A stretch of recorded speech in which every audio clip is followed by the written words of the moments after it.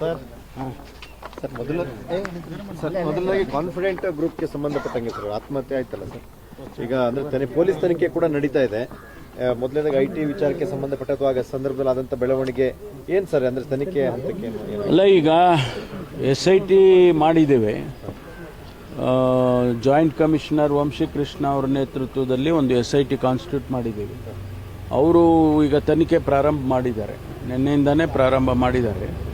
ಅದು ಏನು ವರದಿ ಬರೋವರೆಗೂ ನಾವೇನು ಹೇಳೋಕ್ಕಾಗೋದಿಲ್ಲ. ಸ್ಪೆಕ್ಯುಲೇಷನ್ಸ್ ಆಗುತ್ತೆ, ನಾವೇನಾರು ಹೇಳಿದರೆ ಅದು ಸ್ಪೆಕ್ಯುಲೇಷನ್ ಆಗುತ್ತೆ ವಿನಃ ಡೆಫಿನೆಟ್ ಇನ್ಫಾರ್ಮೇಷನ್ ಆಗೋದಿಲ್ಲ.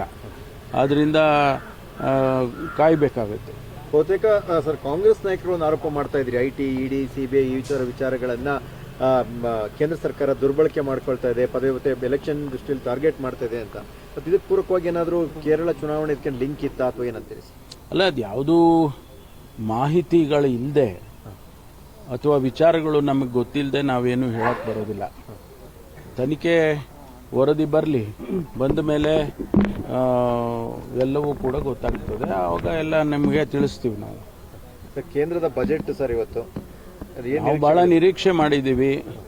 ನಮಗೆ ನಮ್ಮ GST ಪೋರ್ಷನ್ ಕೊಡ್ತಕ್ಕಂಥದ್ದು ಮತ್ತು ನಮಗೆ ಕೇಂದ್ರದಿಂದ ಏನು ಸ್ಪೆಷಲ್ ಗ್ರಾಂಟ್ ಹಿಂದೆ ಅಪ್ಪರ್ ಭದ್ರಾಗೆ ಕೊಟ್ಟಿದ್ರು ಅದು ಆಗಬೇಕು.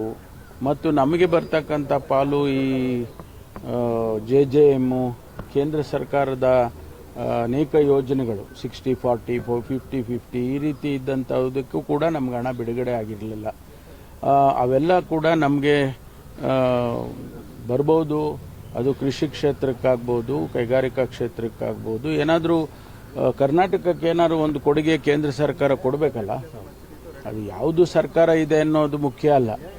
ಅಭಿವೃದ್ಧಿ ದೃಷ್ಟಿಯಿಂದ, ದೇಶದ ಅಭಿವೃದ್ಧಿ ದೃಷ್ಟಿಯಿಂದ ಕರ್ನಾಟಕ ನಾವೇನು ಅತಿ ಹೆಚ್ಚು ಸೆಕೆಂಡ್ ಹೈಯೆಸ್ಟ್ GST ಕಟ್ತಾ ಇದ್ದೀವಿ. ಅದಕ್ಕೆ ಪೂರಕವಾಗಿ ನಮಗೆ ಸಹಕಾರ ಕೊಡಬೇಕು ಕೇಂದ್ರ ಸರ್ಕಾರ. ಅದನ್ನು ನಿರೀಕ್ಷೆ ಮಾಡ್ತಾ ಇದ್ದೀವಿ. ನೋಡೋಣ ಇವತ್ತು ಮಧ್ಯಾಹ್ನ ಏನು ಶ್ರೀಮತಿ ನಿರ್ಮಲಾ ಸೀತಾರಾಮನ್ ಅವರು ತಿಳಿಸ್ತಾರೆ ಗೊತ್ತಿಲ್ಲ.